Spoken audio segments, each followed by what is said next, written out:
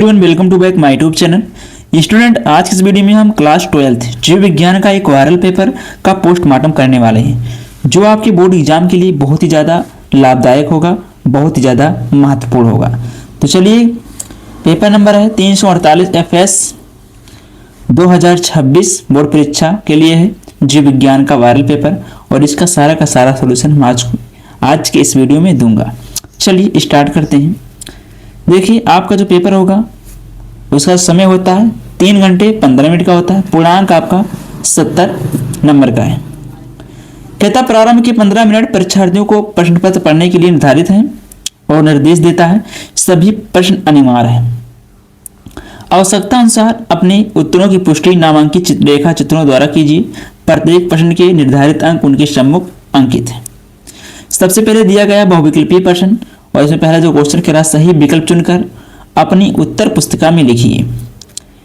पहला का है, एक ही पादप के एक पुष्प के पराग कणों का दूसरे पुष्प के वर्तिकाओं तक स्थानांतरण कहलाता है।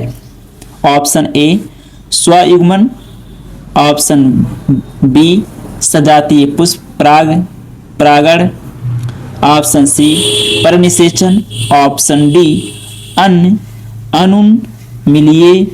अनुन्मिलय परागण। इसका जो राइट ऑप्शन है option B is correct option, सजात पुष्पी परागण। चलिए अगला क्वेश्चन देखते हैं। अगला क्वेश्चन है, खा निम्नलिखित में से कौन अनुकूली विकिरण का उदाहरण है? अनुकूली विकिरण का उदाहरण है। तो ऑप्शन इसमें ए है डार्विन फिंच, ऑप्शन बी ऑस्ट्रेलियाई मार्सुपियल, ऑप्शन सी जलीय अस्तनी, ऑप्शन डी ऑस्ट्रेलियाई अपरास्तनी। तो इसका राइट ऑप्शन है option D is correct option, ऑस्ट्रेलियाई अपरास्तनी। चलिए अगला क्वेश्चन देखते हैं। अगला क्वेश्चन है, परितबंधन एंडोन्यूक्लियस का उपयोग आनुवंशिक इंजीनियरिंग में निम्नलिखित में से किस गुण को बनाने में किया जाता है? इसका ऑप्शन ए है डीएनए के पुनर्योजन अणु, ऑप्शन बी आरएनए के पुनर्योजन अणु, ऑप्शन सी डीएनए तथा आरएनए दोनों के पुनर्योजन अणु, ऑप्शन डी इनमें से कोई नहीं। जिसका जो राइट ऑप्शन है option A is correct option, DNA के पुनर्योजन अणु। चलिए आगे बढ़ते हैं। अगला क्वेश्चन है, एक प्रारूपी आवृतबीजी भ्रूणकोश परिपक्व होने पर होता है। ऑप्शन ए 7 न्यूक्लीकृत 8 कोशिकीय, 7 न्यूक्लीकृत 7 कोशिकीय, 8 न्यूक्लीकृत 7 कोशिकीय, ऑप्शन डी है 8 न्यूक्लीकृत 8 कोशिकीय। इसका जो राइट ऑप्शन है option C is correct option, 8 न्यूक्लीकृत और 7 कोशिकीय। चलिए आगे बढ़ते हैं। अगला क्वेश्चन, अगला आपका आता है लघु उत्तरीय प्रश्न, निश्चित लघु उत्तरीय प्रश्न। इसमें जो दो का है, मानव में 21वें क्रोमोसोम की त्रिसूत्रता एक अतिरिक्त परित कारण कौन सा विकार उत्पन्न होता है? कारण कौन सा विकार उत्पन्न होता है? इसका उत्तर है, मानव में 21वें क्रोमोसोम की त्रिसूत्रता एक अतिरिक्त परित के कारण मंगोलियाई जड़ता नामक आनुवंशिक विकार होता है।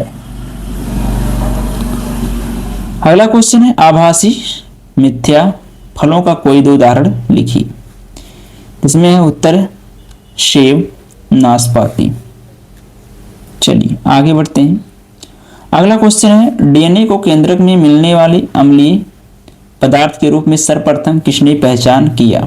इसका उत्तर है, वर्ष 1953 में जेम्स वाटसन एवं फ्रांसिस क्रिक ने डीएनए को केंद्रक में मिलने वाले अम्लीय पदार्थ डीऑक्सीराइबोज न्यूक्लिक अम्ल की खोज की।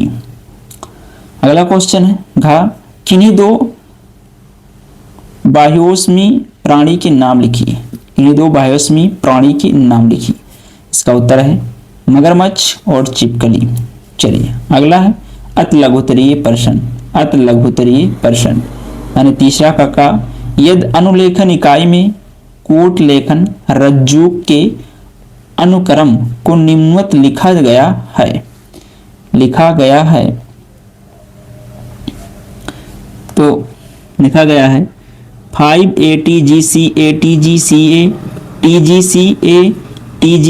TGCA तो दूत आरएनए के अनुक्रम को लिखिए। तो इसका उत्तर हो जाएगा यम आरएनए अनुक्रम का दूत अनुक्रम निम्नवत होगा 3 UAGC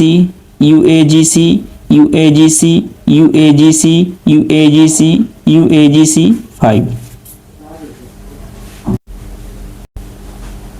चलिए अगला क्वेश्चन है किन्हीं दो कवक प्रजातियों तथा उनसे उत्पादित प्रतिजैविकों के नाम लिखिए। तो इसका उत्तर है प्रतिजैविक पेनिसिलिन और इसका कवक है पेनिसिलियम नोटेटम। दूसरा है प्यूमीगैलिन और इसका कवक है एस्परजिल्स फ्यूमीगेटस। चलिए अगला देखते हैं अगला क्वेश्चन है एक आर्किड पौधा आम के पेड़ की शाखा पर उग रहा है, दोनों के बीच पारस्परिक क्रिया का वर्णन आप कैसे करेंगे। चलिए इसका उत्तर देखते हैं।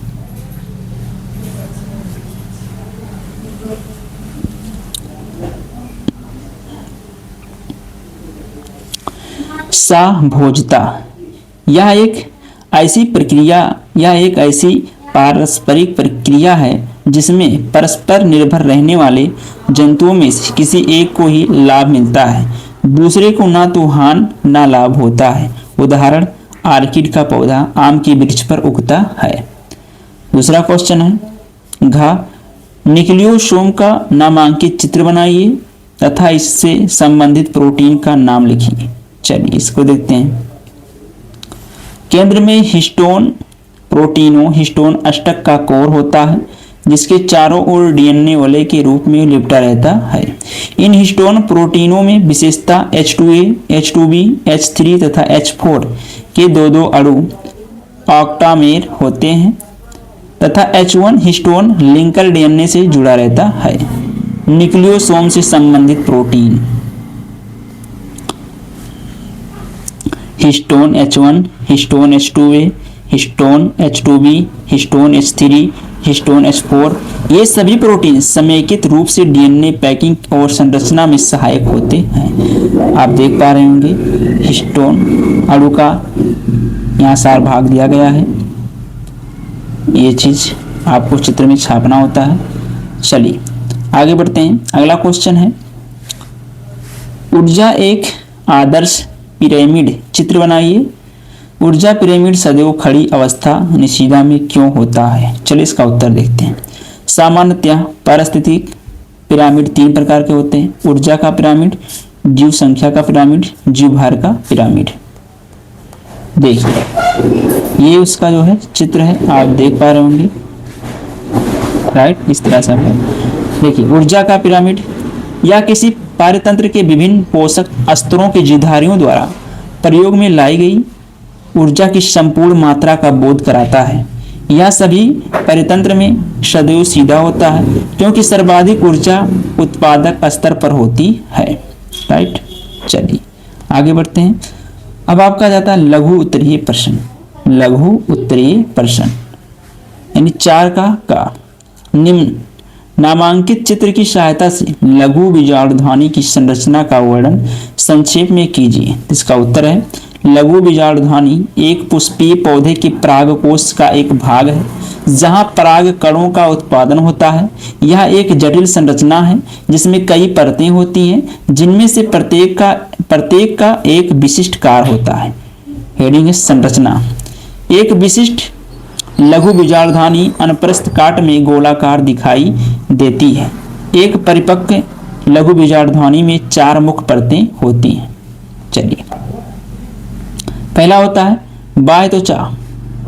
यह सबसे बाहरी परत होती है जो परागकोश की सुरक्षा करती है। दूसरा है अंतःस्थिशियस, यह परत परागकोश के फटने में मदद करती है ताकि परागकण मुक्त हो सके। तीसरा है मध्य परत, यह एक या अधिक परतों से बनी होती है और पोषण प्रदान करने में मदद करती है। चौथा है तापिटम, यह सबसे आंतरिक परत होती है और परागकणों के विकास में महत्वपूर्ण भूमिका निभाती है। यह पोषक पदार्थ प्रदान करती है और परागकणों की दीवार के निर्माण में मदद करती है। देखिए इसका जो है स्ट्रक्चर है, इस प्रकार से आप देख पा रहे होंगे। अगला क्वेश्चन है हर्शे व चेज ने किस प्रकार सिद्ध किया कि डीएनए आनुवंशिक पदार्थ है। हर्शे और चेज ने किस प्रकार सिद्ध किया कि डीएनए आनुवंशिक पदार्थ है। आइए इसका उत्तर देखते हैं। हर्शे और चेज ने 1952 में प्रसिद्ध प्रयोग करके यह सिद्ध किया कि डीएनए ही आनुवंशिक पदार्थ है, ना कि प्रोटीन। उन्होंने बैक्टीरियोफेज वायरस जो बैक्टीरिया को संक्रमित करता है तथा ई कॉली बैक्टीरिया का प्रयोग किया। प्रयोग विधि, निम्नलिखित प्रयोग विधि। उन्होंने दो समूह बनाए, एक बैक्टीरियोफेज के डीएनए को रेडियोधर्मी फास्फोरस 32p से चिन्हित किया, डेल्टा 32 से चिन्हित किया, जबकि दूसरे प्रोटीन आवरण को रेडियोधर्मी सल्फर 35s से चिन्हित किया। इन दोनों वायरस को ई कोली बैक्टीरिया से संक्रमित कराया। संक्रमण के बाद ब्लेंडर तकनीक से वायरस का बाहरी हिस्सा अलग किया और अपकेंद्रण द्वारा बैक्टीरिया व वायरस को पृथक किया। निष्कर्ष, पाया गया कि केवल डीएनए रेडियोधर्मिता 32p ही बैक्टीरिया के अंदर गया, प्रोटीन आवरण रेडियोधर्मिता 35s बाहर ही रह गया। अगली पीढ़ी के वायरस से भी रेडियोधर्मी डीएनए उपस्थित था, जबकि प्रोटीन की रेडियोधर्मिता स्थानांतरित नहीं हुई। इस तरह सिद्ध हुआ कि आनुवंशिक सूचना का वाहक डीएनए है, प्रोटीन नहीं।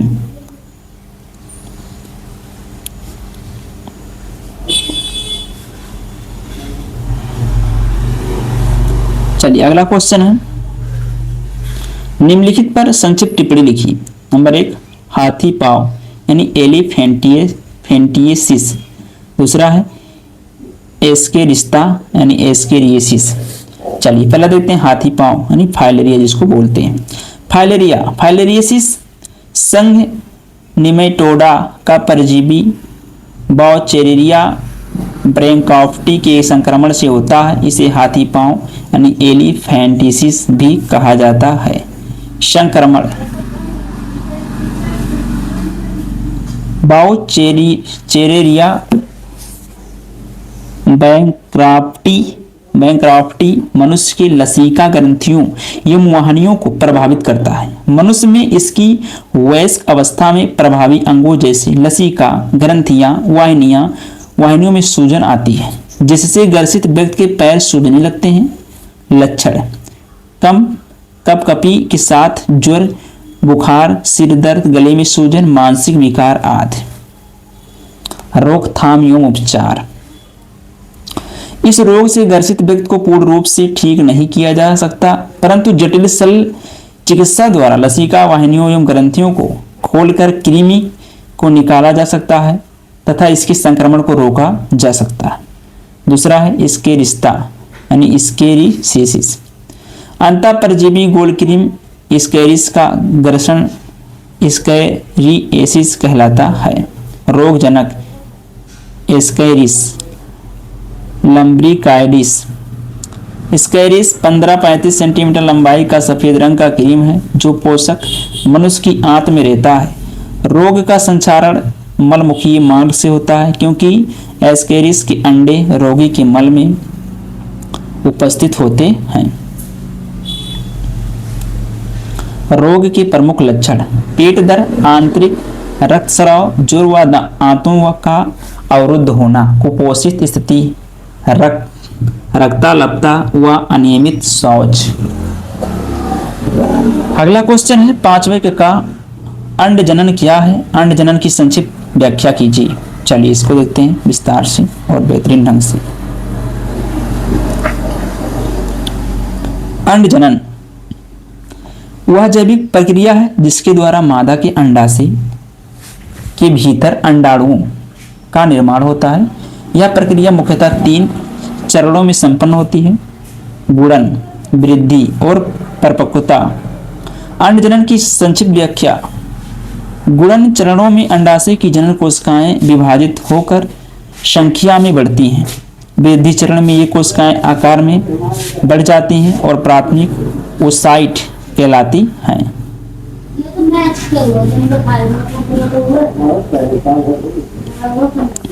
परिपक्वता चरण में प्राथमिक ओसाइट में अर्धसूत्रीय विभाजन होता है।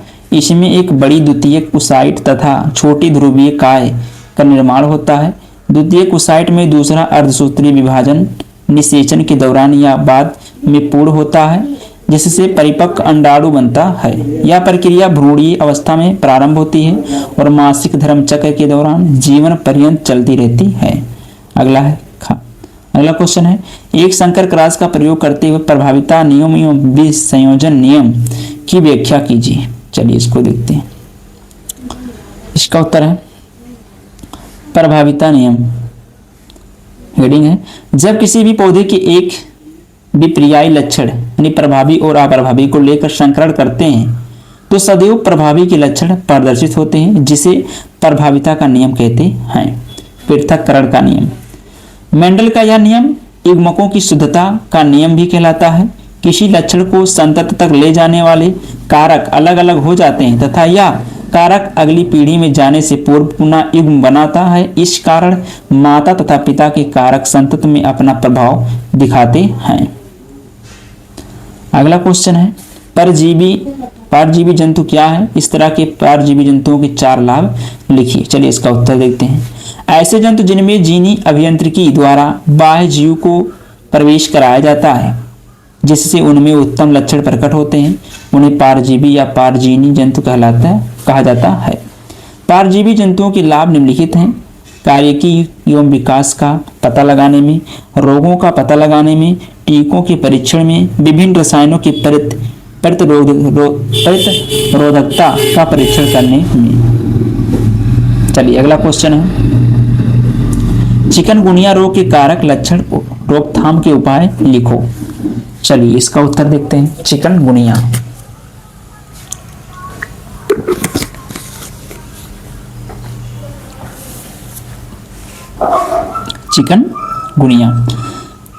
जिसमें अस्थि संधियों में अत्यधिक पीड़ा होती है, जो हफ्तों से लेकर महीनों तक चलती है। चिकनगुनिया विषाणु एक अरबों विषाणु होता है, जिसका जीनोम एकरज्जुकीय आरएनए होता है। रोग के विषाणु एडीज प्रजाति के मच्छरों द्वारा मानवों में फैलता है। इस रोग के विषाणु बंदरों, पक्षियों, पशुओं और कृंतकों में भी पाए जाते हैं। संक्रमण पश्चात रोग को फैलने में 2 से 4 दिन का समय लगता है। रोग के लक्षण, symptoms of disease: 102 degree Fahrenheit तक ज्वर होना, सिर दर्द और आंखों में पीड़ा होती है। दूसरा पॉइंट, धड़ और हाथ पैरों पर चकत्ते बन जाते हैं। शरीर के विभिन्न अस्थि जोड़ों में अत्यधिक पीड़ा होती है। रोग की रोकथाम एवं उपचार: रोग से बचाव का सबसे प्रभावी तरीका रोगवाहक मच्छरों के संपर्क में आने से बचना है। मच्छरों को नष्ट करना सबसे प्रभावी उपाय है। इसके लिए अभी कोई प्रभावी टीका विकसित नहीं हो पाया। चलिए अगला क्वेश्चन है, निम्नलिखित पर संक्षिप्त टिप्पणी लिखिए। पूर्वजता या प्रत्यावर्तन। दूसरा है ग्रीन जैव प्रौद्योगिकी। चलिए इसको देखते हैं। पहला पूर्वजता या प्रत्यावर्तन। जीवधारियों में कभी कभी अवशेषी अंग पूर्ण विकसित अवस्था में प्रदर्शित हो जाते हैं। इसे पूर्वजता या प्रत्यावर्तन कहते हैं। पूर्वजता जीवधारियों के पूर्वजों के लक्षणों को प्रदर्शित करती है, जैसे कभी कभी नवजात शिशु में पूंछ का पाया जाना, शरीर पर घने बालों का पाया जाना आदि। अगला है ग्रीन जैव प्रौद्योगिकी। कृषि क्षेत्र में जैव प्रौद्योगिकी का उपयोग ग्रीन जैव प्रौद्योगिकी कहलाता है। पुनर्योगज डीएनए तकनीक का प्रयोग कर पीड़क प्रतिरोधी, रोग प्रतिरोधी, अजैविक प्रतिबल प्रतिरोधी या उच्च उत्पादकता व उच्च गुणवत्ता वाली फसलों को विकसित करना ग्रीन जैव प्रौद्योगिकी के उदाहरण हैं।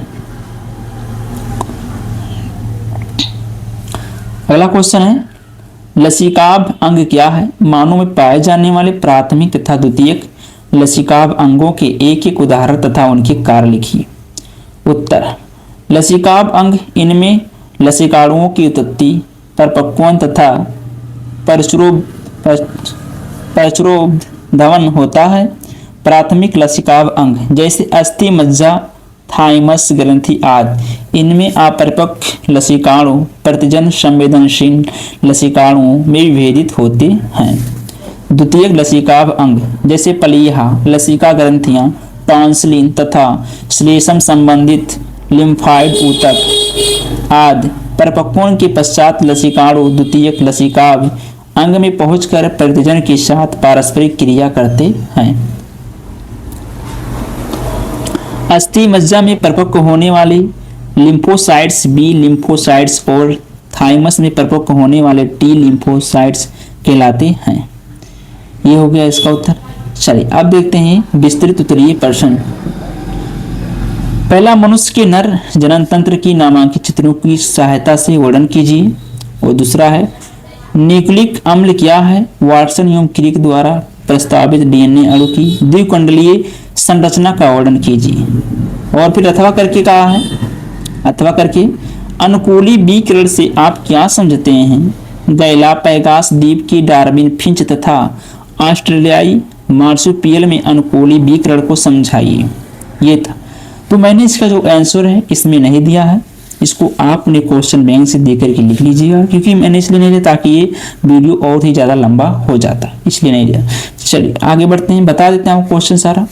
दूसरा क्वेश्चन है, पारिस्थितिक अनुक्रमण क्या है? जल में जलारभी तथा शुष्क क्षेत्र में शुष्क तारंभी होने वाले पादप अनुक्रमणों की क्रियाविधि का वर्णन कीजिए। अथवा वायु प्रदूषण क्या है? वायु प्रदूषण के कारणों तथा मानव स्वास्थ्य पर इसके प्रभावों की विवेचना कीजिए। वायु प्रदूषण के नियंत्रण के उपायों का उल्लेख कीजिए।